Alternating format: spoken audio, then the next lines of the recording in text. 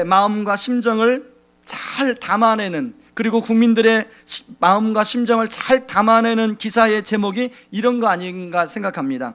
온 국민이 울었다. 대한민국도 멈췄다. 여러분, 세월호로 인해서 지금 나라적으로 개인적으로 이벤트도 취소하고 흥을 돋구는 모든 행사를 다 취소하고 있고 연기하고 있는 상황입니다. 특히 그 가수들은 자기 콘서트를 하는 게 생업 아닙니까? 그런데 그 가수들이 콘서트까지 다 연기하고 좀 취소하고 있는데요, 그 중에 국민 가수라고 불리는 어느 가수가 자신의 콘서트를 연기하면서 트위터에 이런 글을 올렸습니다. 모두들 이해할 것이라고 믿는다. 대한민국이 울고 있는데 대한민국 가수인 제가 노래할 수 있겠습니까? 여러분, 이런 상황에서 솔직히 목사라고 이제 부활절을 맞이해서 부활절 설교를 해야 된다는 게 참 부담을 느꼈습니다. 여러분, 우리가 아는 대로 부활절은 예수님이 부활하신 것을 기뻐하고 같이 정말 함께 웃고 그렇게 보내는 게 부활절이라고 우리가 일반적으로 생각하고 있지 않습니까? 그러니까 이런 부활절을 맞이한 제가 이게 말씀을 준비하는 게 이런저런 생각이 참 많더라고요. 그런 부담을 가지고 말씀을 준비하는 과정 가운데 제가 어느 책에 나온 글을 보고 이럴 때일수록 부활절 설교가 필요하고 진짜 말씀을 잘 준비해야 되는구나, 이렇게 생각하게 되었습니다. 이런 내용이에요. 부활은 큰 비극을 만난다 하더라도 우리가 의미를 발견하도록 도와준다. 우리가 주님과 동행하다가 무슨 일을 당한다 하더라도 부활로 인해 소망이 있다. 저는 이 글을 보는 순간에 부활은 이 땅에 살아가면서 우리가 무슨 일을 당할지라도 다시금 소생할 수 있는 하나님의 능력이 된다는 것을 생각하게 되었습니다. 저는 오늘 부활절 예배를 통해서 부활의 주님께서 침울한 우리 마음을 어루만져 주시고 위로해 주시는 그런 시간이 되기를 주님의 이름으로 축원합니다. 우리가 읽은 본문에는 부활을 먼저 경험한 여인들인 막달라 마리아와 다른 마리아가 소개되어 나옵니다. 이 여인들은 안식일이 끝나는 날 기다리다가 이제 첫날, 그러니까 주일날 이른 새벽에 예수님 무덤으로 달려갔습니다.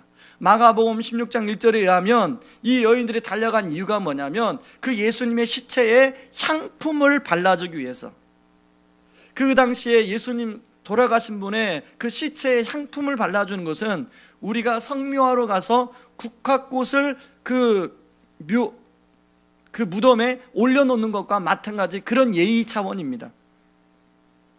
그런데 이 여인들이 발견한 것은 예수님이 없는 빈 무덤이었어요. 대신 거기에 한 천사가 서 있었습니다. 천사가 여인들에게 두 가지를 부탁하는데요, 예수님이 말씀하신 대로 부활하셨다는 거예요. 그리고 또 하나는 제자들한테서 부활의 소식을 알리고 지금 빨리 갈릴리로 가라고 해라. 이 두 가지를 이야기하고 있습니다. 그게 5절 7절인데요 같이 한번 읽어보겠습니다. 천사가 여자들에게 말하여 이르되 너희는 무서워하지 말라. 십자가에 못 박히신 예수를 너희가 찾는 줄을 내가 아노라. 그가 여기 계시지 않고 그가 말씀하시던 대로 살아나셨느니라. 와서 그가 누우셨던 곳을 보라.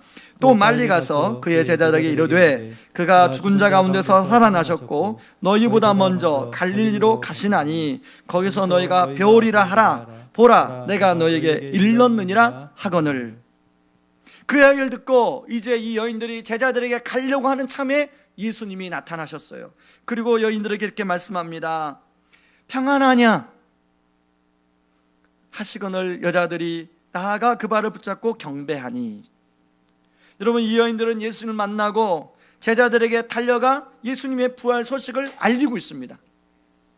여러분, 이 여인들이 두려웠다는 것이 오늘 성경에 보면 기뻐서 이제 부활 소식을 알리고 있는 거예요. 그런데 여러분, 같은 부활의 현장에 있었던 군병들의 모습을 한번 보시기 바랍니다. 11절에 여자들은 이제 부활 소식을 알리기 위해서 제자들에게 향해서 가려고 하고 있을 때 군병들은 어디로 갔냐면 바로 그런 부활의 소식을 대제사장들한테 가서 알려주고 있어요. 근데 대제사장들한테 알려주고 나서 거기서 어떤 일이 이루어졌냐면 대상과 장로들이 주는 뇌물을 받고 예수님의 시체를 제자들이 도둑질해 갔다고 하는 거짓말을 모략하는 회의를 거기서 하고 있어요. 그게 28장 15절입니다. 군인들이 돈을 받고 가르친 대로 하였으니 이 말이 오늘날까지 유대인 가운데 두루 퍼지니라. 대상과 장로들은 군병들을 돈으로 매수하고 거짓을 퍼뜨리고 있어요. 여러분, 사실 이러한 뒤에는 악한 사단이 자리 잡고 있는 것을 보게 됩니다. 그리고 무지한 사람들은 그걸 곧이곧대로 다 믿고 있어요. 여러분, 이러한 모습을 보시고 하나님이 얼마나 마음이 아프시겠습니까? 그래서 하나님은 마태를 통해서 유대인들을 향해서 이러한 대제사장들과 그런 장로들과 군인들의 그런 거짓된 모습, 행동을 낱낱이 기록해서 보여주고 있는 거예요. 그런가 하면 여인들 통해 전달된 예수님의 부활의 소식이 진리라는 사실을 보여주고 있는 것입니다. 그런데 여전히 지금까지도 사단은 예수님의 부활에 대해서 아주 그럴듯한 거짓말을 퍼뜨리고 있어요. 여러분, 많은 사람들이 그런 거짓말과 속임수에 넘어가고 있는 상황이 있습니다. 얼마 전에, 몇 년 전에 그 다빈치 코드라고 했던 그 책과 영화, 여러분, 다빈치 코드에서 그 저자가 그 허구로 쓴 거지만 그 주장하는 내용이 무엇입니까? 예수님이 마리아와 결혼을 했고 마리아를 통해서 자식을 낳았고 다빈치라는 사람이 그 최후의 만찬 그림에 그런 비밀이라는 비밀 코드를 거기다 숨겨놨다. 그런 영화, 그런 책 설정 아닙니까? 소설 설정. 그런데요, 그 책이 전 세계적으로 특히 청소년들에게, 젊은이들에게 많이 읽혔다는 거예요. 영화로도 얼마나 많은 그런 여파가 있었습니까? 그런가 하면요, 4월 10일 날 미국 뉴욕타임즈 신문에 어떤 기사가 났냐면 예수 아내의 복음이라는 파피루스 조각이 발견이 되었는데 그것이 진짜 문서다라는 것이 발표가 되었어요. 미국의 하버드 신학대학원의 한 교수가 나와서 그것이 진짜 문서다 발표하는 내용이 그 신문에 실렸습니다. 여러분, 그 파피루스 조각은요, 제가 자료를 찾아보니까 우리 명암 크기보다 작은 조각이에요.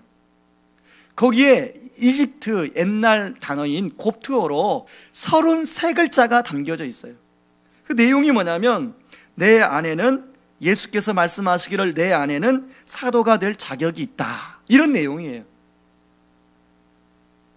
여러분, 사단은 이렇게 항상 그럴듯하게 사람들을 속입니다. 여러분, 명함 크기의 파피루스 조각이 그때 당시에 진짜 문서다 이렇게 밝히는데, 왜 이 성경을 만들기까지 수많은 사본들, 파피루스가 발견됐는데 26권의 성경 파피루스는 믿지 못하고 명함 크기 조그마한 그거 30몇 자 적혀있는 그걸 가지고 믿느냐는 거예요. 사람들이 이해할 수가 없어요. 여러분 생각할 때도 이게 좀 상식적으로 맞는 얘기입니까? 여러분, 사단이 왜 이렇게 부활에 대해서 공격하냐면 사도 바울이 그것을 이야기하고 있어요. 고린도전서 15장 13절 14절에 만일 죽은 자의 부활이 없으면 그리스도도 다시 살아나지 못하셨으리라. 14절 같이 읽겠습니다. 그리스도께서 만일 다시 살아나지 못하셨으면 우리가 전파하는 것도 헛것이요 너희 믿음도 헛것이며. 다시 말해서 사단이 왜 부활을 자꾸 공격하냐면 우리의 믿음을 헛것으로 만들려고 그런다는 거예요. 그러나 엄연한 부활은 역사적 사실이요 진리입니다. 그래서 아까 말한 것처럼 러시아에는 그 정교회가 참 많습니다. 그리스도 정교회가 러시아의 주종교예요.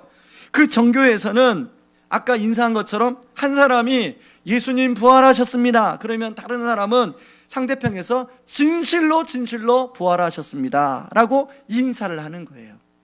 이게 무슨 말입니까? 예수님이 진실로 부활하셨다는 거예요. 저는 이 부활이 허구맹랑하게 꾸며낸 허황된 이야기가 아니라 역사적 사실이요 진리라면 이 부활을 맞이하는 우리는 그러면 어떻게 할 것인가? 저는 세 가지 지향점을 여러분하고 이 본문을 통해서 살펴보기를 원합니다. 첫 번째 지향점은 의심에서 확신으로 나가야 된다는 것입니다. 여러분 17절 말씀에 보면 11 제자가 이제 갈릴리에서 예수님의 그런 말씀을 듣는 내용이 나오는데요, 거기에 보면 아직도 의심하는 사람이 있더라 이렇게 나옵니다. 여러분, 예수님의 11 제자 중에 마지막까지 의심했던 사람이 누굽니까? 도마예요. 도마. 예수님이 제자들에게 한 번 나타나고 두 번 나타났는데 두 번 동안 이 도마는 그 자리에 없었어요. 도마가 의심하는 거예요. 요한복음 20장 25절에 보면 도마가 뭐라고 하냐면, 다른 제자들이 그에게 이르되 우리가 주를 보았노라 하니, 도마가 가로되 내가 그의 손에 못자국을 보며 내 손가락을 그 못자국에 넣으며 내 손을 내 그 옆구리에 넣어보지 않고는 믿지 아니하겠노라. 도마는 상당히 굉장히 확실한 사람인 것 같아요. 뭔가 만져봐야 믿는 이런, 우리도 보면 그런 사람 있잖아요. 그냥 이렇게 믿으러 가면 그냥 이렇게 믿는 사람이 있는가 하면, 어떤 부류의 사람은요, 확실히 내가 두 눈으로 목격해야 믿어. 난 더 이상 못 믿어. 그런 사람들이, 도마는 그런 사람이었던 것 같아요. 저는 그러면서 참 도마가 매력적이에요. 저도 약간 비슷한 사람이거든요. 여러분, 저 같으면 그런 도마를 이렇게 꿈밤 하나 탁 그냥 예수님이 줄 것 같은데, 예수님이 그렇게 의심하는 도마에게 친히 찾아오세요. 도마가 있을 때 이제 예수님이 찾아오세요. 그리고 도마한테 뭐라고 하냐면 20장 26절에 같이 한번 읽어봅니다. 여드레를 지나서 제자들이 다시 집안에 있을 때 도마도 함께 있고 문들이 닫혔는데 예수께서 오사 가운데 서서 이르시되 너희에게 평강이 있을지어다. 27절, 도마에게 이르시되 내 손가락을 이리 내밀어 내 손을 보고 내 손을 내밀어 내 옆구리에 넣어보라. 그리하여 믿음 없는 자가 되지 말고 믿는 자가 되라. 예수님은 직접 박힌 손과 그리고 직접 찔리신 창자국에 도마 보고 손 대보라는 거예요. 그리고 의심하는 자가 되지 말고 믿는 자가 되라고 말씀하고 있는 것입니다. 도마가 어떻게 대답합니까? 도마가 대답하여 이르되 나의 주님이시오 나의 하나님이시군요. 제가 말씀하다가 아까 동일한 책입니다. 그 책에 이런 글이 쓰여 있었습니다. 의심과 싸우며 믿음이 성장한다. 그런 면에서 의심은 유익하다. 의심이 찾아들 때 낙심해서는 안 된다. 영적인 성장의 일부이다. 다만 의심이 생기는 사람들은 영적으로 깊이 사고하는 사람들과 지속적인 대화를 하고 기도와 연구를 게을리하지 말아야 된다. 상당히 이 글이 좋더라고요. 특히 아까 제가 의심하는 사람 쪽에 저는 속해 있다고 그러잖아요. 참 의심이 그렇구나. 그리고 이제 제 삶을 보니까 제 안에서 이런 과정이 일어났던 것 같아요. 여러분, 이렇게 과정을 밟으면 어떻게 된다는 것입니까? 의심이 점점 걷어지고 점점 확신이 차게 된다는 것입니다. 여러분, 여기 계시는 저나 여러분들이나 한때는 다 의심했던 그런 경력이 있는 분들 아닙니까? 여러분, 처음부터 예수님의 십자가의 못 박히심과 부활이 믿어지셨어요? 여기 우리 집사님 믿어지셨어요? 처음부터? 예, 굉장히 저하고는 좀 다른, 우리 남자분한테 물어야 돼요. 우리 여기 집사님 처음부터 믿어지셨어요? 좀 말이 안 통하네. 아무튼 보면 안 믿어지신 분이 있어요. 저는 처음부터 안 믿어졌어요. 저는 모태신앙입니다. 모태신앙이에요. 그래서 어쩔 수 없이 이제 어릴 때부터 부모님이 주일날 교회 안 가면 막 이제 혼내시고 그러니까, 심지어는 고등학교 3학년 때도 주일 학생부 예배 드리고 찬양대를 쓰지 않았다고 우리 어머니가 저한테 막 험담을 쏟으셨던 분이세요. 그 정도로 신심이 강해서요. 그러니까 어머니가 무서워서 그냥 교회를 다닌 것 뿐이에요. 그런데요, 이제 머리가 커지면서 의심이 생기는 거예요. 정말 그런가? 근데요, 제가 참 감사한 것은 그런 의심 많았던 저를 하나님은 좋은 책들을 저에게 붙여주시고 좋은 지도자들을 저한테 붙여주셔서 저를 설득시켜 주시고 이해시켜 주셨어요. 그리고 지금은 의심하지 않도록, 지금은 누가 말해도 의심하지 않도록 확신할 수 있도록 해주셨어요. 저는 그게 저에게 은혜입니다. 제가 아는 어느 성도님은요, 우리 교회 다니는 성도님은 이제 의심에서 확신으로 넘어가고 있는 성도님이 계세요. 그리고 어떤 성도님은요, 아직까지 의심에 더 무게중심이 있어요. 그런데 이제 확신으로 넘어가려고 발걸음을 내디신 성도님도 우리 교회에 계세요. 저는 그분들을 진짜 좋아합니다. 그렇게 되는 것이 은혜예요. 이제 시간이 점점 흘러가면서 그분들이 저처럼 의심해서 확신으로 가게 될 줄 믿습니다. 저는 여기 계시는 모든 분들이 할 수만 있다면 더 이상 부활이나 하나님 말씀을 의심하지 않고 굳게 확신으로 나아가 하나님 주시는 부활의 기쁨을 누릴 수 있기를 주님의 이름으로 축원합니다. 그런가 하면 두 번째, 평범한 삶에서 부활의 능력으로 우리가 나아가야 된다는 것입니다. 어제 새벽에 나오는데 저희 집사람이 그러는 거예요. 여보, 너무 마음이 우울하다. 여러분, 저희 집사람만 마음이 우울한 게 아니라 지금 온 국민의 마음이 우울해요. 그리고 애통함과 울분으로 가득 차 있는 상태예요. 당사자와 책임자와 초기 대처를 잘못한 정부에 대한 울분이 있어요. 한편 어떤 분들은 신이 있다면 어떻게 이럴 수가 있는가, 그거에 대한 울분이 있어요. 이런 말씀을 제가 어제 다 준비하고 오늘 새벽에 5시에 일어났습니다. 그러고 이제 너무 자세하게 이야기하면 안 되는데, 그러고 일어나서 이제 가장 첫 먼저 하는 게 이게 화장실에 가는 거 아니겠습니까? 화장실에 가서 이렇게 딱 앉았는데 주님이 저한테 깨달음을 주는 거예요. 네 안에 있는 울분, 그 울분을 다른 사람에게도 올리지 말고 너를 돌아보고, 그리고 혹시 내 주변에 그런 안전 시스템이 불안한 곳이 없는지 그것을 점검하는 에너지로 쓰였으면 좋겠다, 그런 깨달음이 딱 저한테 오더라고요.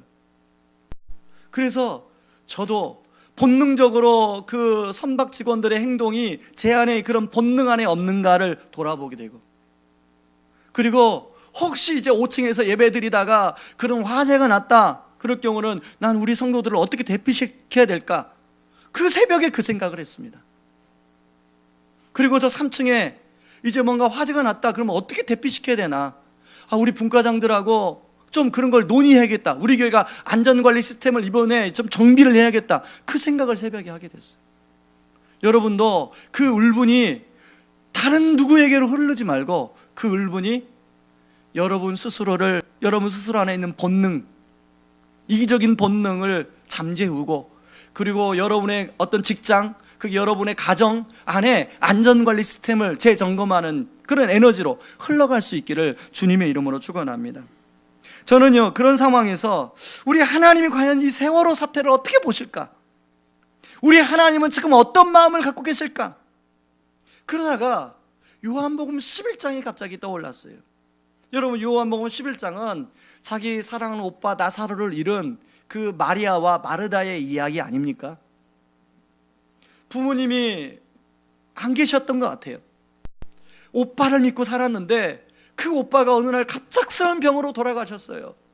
그래서 마리아와 마르다가 예수님께 요청을 했는데 4일이 지나도 예수님이 오지 않으시고 만 4일이 지나서야 예수님이 도착하셨어요.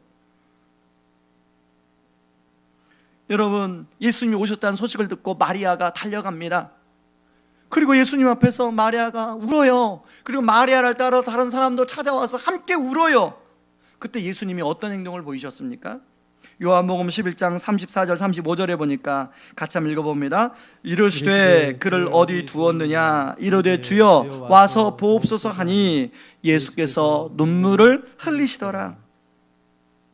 저는 이 예수님의 모습을 보면서 지금 이 세월호로 인한 어려움을 당한 가족들을 향해서 그렇게 우리 주님이 지금 눈물을 흘리고 계시지 않나, 그런 생각이 들었습니다. 그런데요, 요한복음 11장에 보면 예수님이 이렇게 눈물을 흘리시면서 조금은 다른 모습을 보여주고 있어요. 요한복음 11장 33절과 38절 말씀을 한번 보시기 바랍니다. 같이 한번 보시겠습니다. 예수께서 그가 우는 것과 또 함께 온 유대인들이 우는 것을 보시고 심령에 비통히 여기시고 불쌍히 여기사, 38절입니다. 이에 예수께서 다시 속으로 비통히 여기시며 무덤에 가시니 무덤이 굴이라 돌로 막았거늘. 여러분, 자, 사람들이 우는 것을 보시고 예수님은 왜 비통히 여겼을까요? 이 특별히 비통히 여기다라는 단어는 분노하다, 가슴을 찢다, 애통하다, 그런 뜻을 갖고 있어요. 여러분, 예수님이 무엇 때문에 화가 났을까요? 지금 자신이 사랑하는 오빠가 돌아가셔서 우는데 과연 그 모습 보고 화가 났을까요? 예수님은 그 모습 보고 화가 나신 게 아니에요. 여러분, 지금 마리아와 동네 사람들이 우는 이유가 무엇입니까? 더 이상 자기 사랑하는 오빠를, 이제 아빠가 돌아가셨기 때문에 살아올 수 없다는 죽음에 대한 절망감 때문에 그렇게 울음이 나오는 거 아니겠습니까? 죽음이란 절망 때문에 우는 거예요. 예수님은 다른 것 때문에 화가 난 게 아니라 사망의 권세가 자기가 예수님이 사랑하는 이 사람들을 괴롭히는 현장을 두 눈으로 확인하면서 화가 난 거예요. 여러분, 예수님이 지금 이 땅에 오신 이유가 무엇입니까? 예수님이 이 땅에 오신 것은 최종적으로는 사망의 권세를 결박하고 이 사람들에게 죽음이 끝이 아니라 그 이후에 부활의 소망이 있고 영원한 하나님 나라가 있다는 것을 알려주기, 선물로 주시기 위해서 예수님이 오셨는데, 그런 예수님 앞에서 사망의 권세가 사람들을 휘어잡고 사람들을 죽음의 절망 가운데로 몰아넣는 것을 보시니까 예수님이 화가 나시는 거예요. 가슴을 찢는 거예요. 어쩌면 세월호 사건을 바라보시면서 예수님은 한편으로 슬픔을 당한 가족들과 함께 울어주시기도 하시지만, 그런 절망의 권세, 사망의 권세를 향해서는 예수님은 분노하실 거라고 생각합니다. 마찬가지로 우리도 예수님처럼 슬픔을 당한 세월호 가족들 위해서도 우리 함께 통해주고 울어줘야 돼요. 그러나 그 우리마저도 사망의 권세에 굴복당하여 마치 죽음의 끝인 것처럼, 절망의 끝인 것처럼 생각해서는 안 된다는 것입니다. 여러분, 이 부활절날은 부활의 능력과 소망이 형이상학적인 것이 아니라 실제적인 거예요. 실제적인 거. 여러분, 이런 부활의 능력의 실제를 살아생전에 우리에게 보여준 샘플이 있는데요. 여러분, 예전에도 제가 한번 소개했는데 고 강용우 박사님, 살아생전에 자신이 췌장암에 걸린 걸 알았어요. 그런데 이분은 더 이상 죽음을 두려워하지 아니하고 치료를 거부하고 그 췌장암이 진행되는 속도대로 죽음을 맞이했어요.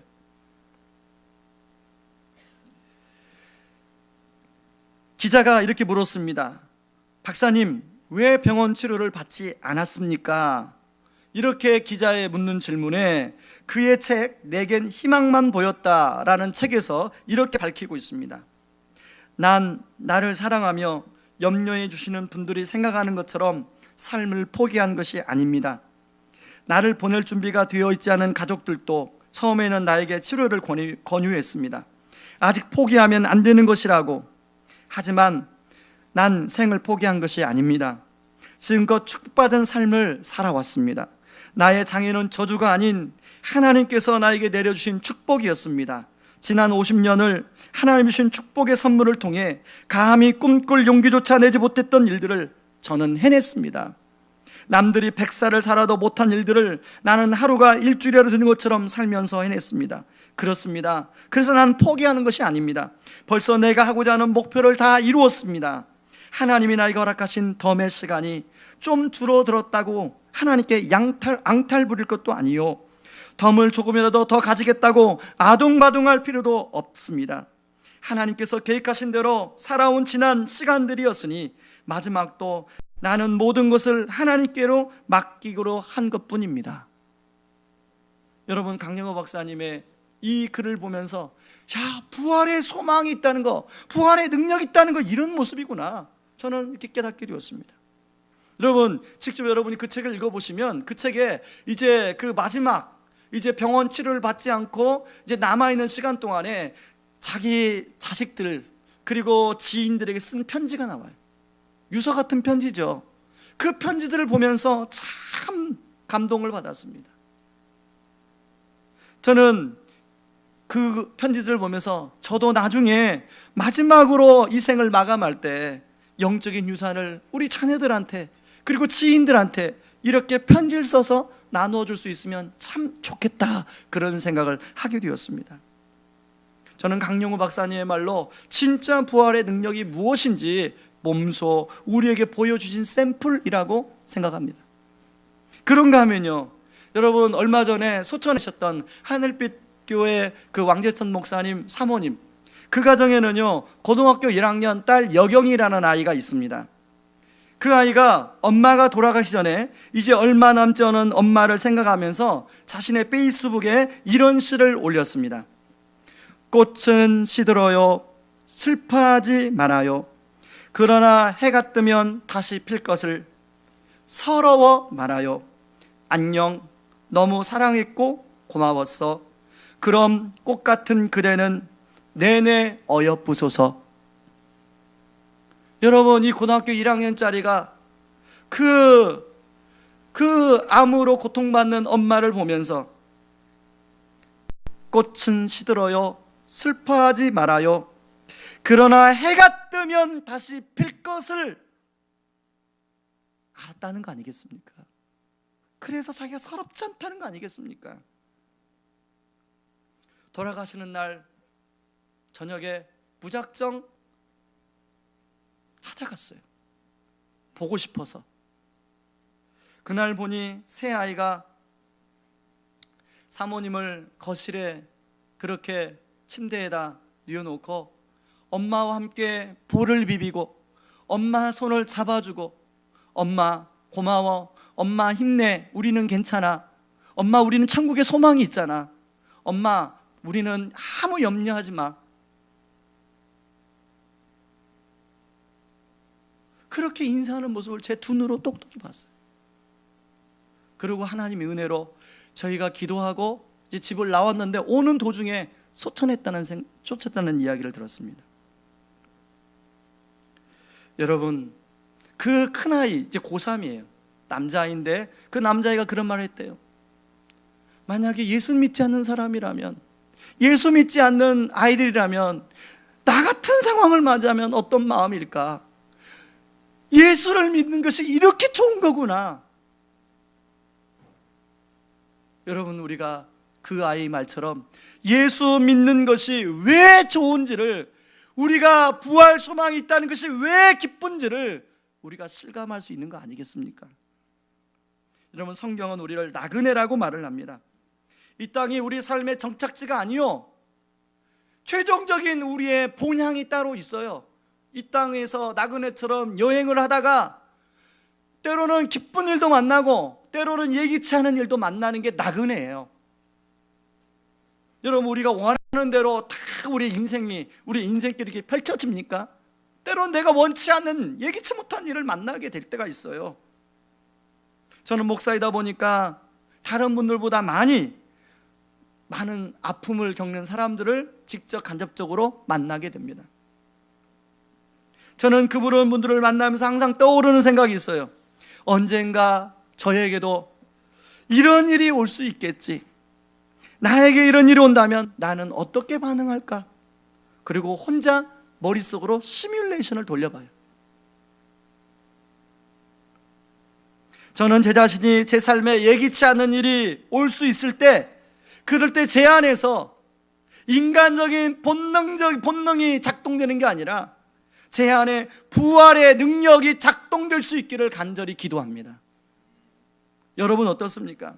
여러분도 마찬가지 아닙니까? 인생이라는 여행길 가는 동안에 항상 우리가 기대하는 대로 우리의 인생이 펼쳐지지 않습니다. 그럴 때 여러분 안에, 제 안에 부활의 능력, 부활의 소망이 작동되는 은혜가 있기를 주님의 이름으로 축원합니다. 그런가 하면 세 번째, 자기 중심의 삶에서 선교적 삶으로. 여러분, 오늘 본문에서 천사가 여인에게 부탁한 것 두 가지라고 말씀을 드렸는데, 하나는 내가 부활했다는 사실을 알려라, 또 하나는 제자들에게 갈릴리로 갈 것을 말해라. 여러분, 오늘 본문에 보면 예수님도 이 여인들에게 제자들한테 빨리 갈릴리로 가라고 하라, 이 갈릴리에 대한 언급이 참 많이 나와요. 마태복음 28장 10절에 보면 이에 예수께서 이르시되 무서워하지 말라, 가서 내 형제들에게 갈릴리로 가라 하라, 거기서 나를 보리라 하시니라. 그 갈릴리가 어떤 곳인가 이렇게 묵상하고 찾아보았습니다. 여러분, 갈릴리는 예수님의 제자들을 만난 곳이, 그리고 제자들과 대부분의 인생의 시간들을 보내고 훈련의 시간들을 보낸 곳이에요. 그리고 무엇보다도 갈릴리는 우리 주님이 이제 제자들에게 마지막 사명을 주신 곳이 갈릴리예요. 여러분 마태복음 26장 32절 보면 그러한 애가 살아난 후에 너희보다 먼저 갈릴리로 가리라. 바로 이 갈릴리는 16절에 보니까 예수님이 갈릴리에 가서 예수께서 지시하신 산에 이르러 예수님께 나아가잖아요. 거기에서 지상명령을 선포하고 있습니다. 여러분 마태복음 28장 18절에서 20절 말씀을 같이 한번 읽어보겠습니다. 예수께서 나와 말씀하여 이르시되 하늘과 땅의 모든 권세를 내게 주셨으니 그러므로 너희는 가서 모든 민족을 제자로 삼아 아버지와 아들과 성령의 이름으로 세례를 베풀고 내가 너희에게 분부한 모든 것을 가르쳐 지키게 하라. 볼지어다 내가 세상 끝날까지 너희와 항상 함께 있으리라 하시니라. 여러분 이 지상명령은 우리가 창세기 1장 28절에 나오는 문화명령과 성경을 크게 두 가지로 말하면 문화명령과 지상명령으로 연결할 수 있습니다. 지상명령은 이제 단추로 생각한다면 첫 단추하고 똑같은 거예요. 우리가 최종적으로 가서 제자를 삼아야 될 이유는 뭐냐면 하나님 말씀대로 지켜서 살게 하는 게 목적이에요. 다시 말해서 하나님 나라를 이루지 못했던 인간들, 죄 때문에 그들이 자기의 그런 고집대로 자기의 생각대로 살다가 그렇게 인생이 비참하게 꼬이는 그런 사람들에게 필요한 게 뭐냐면 지상명령이 필요한 거예요.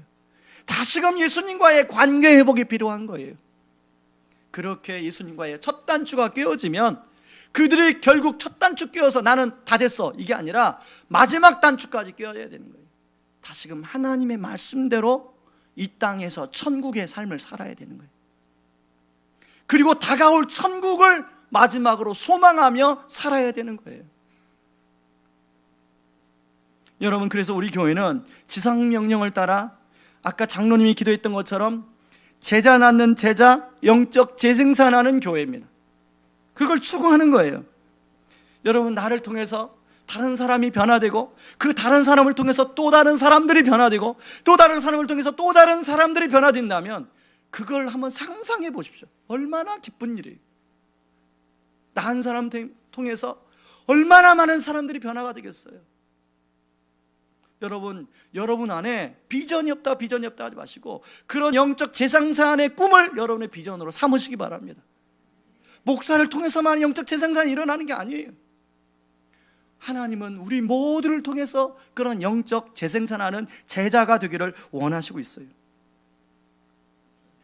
저는 우리 교회 모든 사역, 다락방 그리고 훈련 프로그램을 통해서 이런 재생산이 지속적으로 일어나기를 바랍니다. 현재 그런 일이 일어나고 있어요. 그런데요 제가 볼 때는 목말라요. 그런 일이 더 많이 일어났으면 좋겠어요. 더 많이 다락방 안에서 더 많이 일어나고 각종 훈련 안에서 더 많이 일어나고 여러분 가정 안에서 그런 일이 더 많이 일어나고 그래서 우리 주님이 말한 이 지상명령이 우리 가정 안에 그리고 문화명령이 우리의 삶에 이루어지기를 간절히 소망합니다. 그러므로 진정한 부활의 은혜의 기쁨은 내가 오늘 부활의 기쁨으로 기쁘다 이걸로 끝내는 게 아니에요. 십자가의 보혈의 은혜 이걸로 끝내는 게 아니에요. 진짜 십자가의 능력, 보혈의 능력은 요즘 학자들이 얘기하는 선교적 삶, 선교적 교회로까지 이어져야 된다는 거예요. 여러분 예전에는 선교하면 이제 가는 선교사 또 보내는 선교사로 양분되어 있었습니다. 근데 이게 이제 개념이 통폐합됐어요. 선교적 교회예요. 선교적 삶이에요. 그러므로 우리가 무엇을 하든지 선교적 마인드를 가지고 살고 그러면서 선교에 관심을 갖고 살아야 된다는 거예요. 이제는 전도, 선교 구분이 없습니다. 전도가 선교고 선교가 전도예요. 선교지에 가서 전도하고 여기에서 선교하는 거예요. 선교적 삶, 선교적 교회가 되어야 되는 거예요. 그런 차원에서 오늘 부활절 감사헌금은 전액 지난번에 말씀드린 대로 탈북 청소년 학교인 여명학교의 학생들에게 교통장학금으로 드리고 또 그 방글라데시의 그 지역 아동센터 거기에 임대료 헌금으로 우리가 보내드리려고 합니다. 평상시 헌금은 저희들이 들어오면서 헌금하며 하지만 이런 특별 헌금, 절기 헌금을 할 때는 우리가 헌금 주머니를 돌립니다.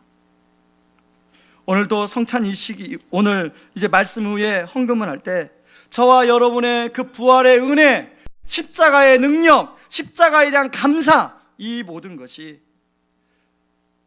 정말로 그 하나님의 사랑이 필요한, 하나님의 위로가 필요한, 하나님의 돌보심이 필요한 그분들에게 흘러갈 수 있기를 주님의 이름으로 축원합니다.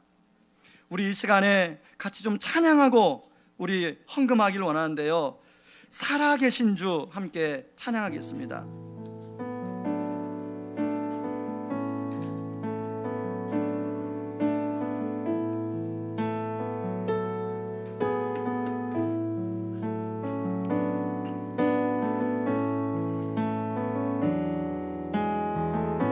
주 하나님 독생자 예수, 독생자 예수 날 위하여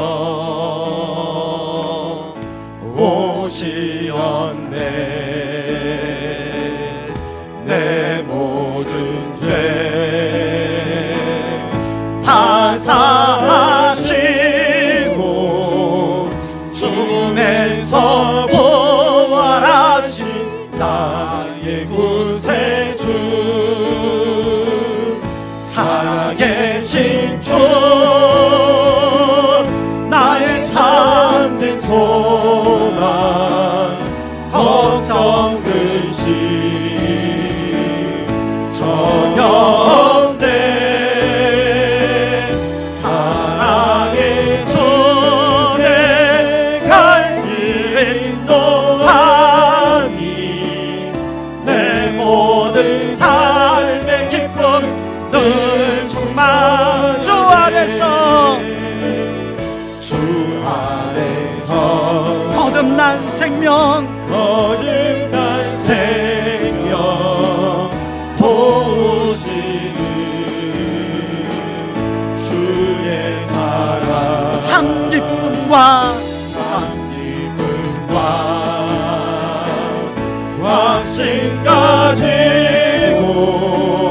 예수님의 도우심을 믿으며 살리. 살아계신 주, 나의 참된 소망, 걱정 근심 전혀 없네. 사랑의 주내 갈 길은 또하니 내 모든 삶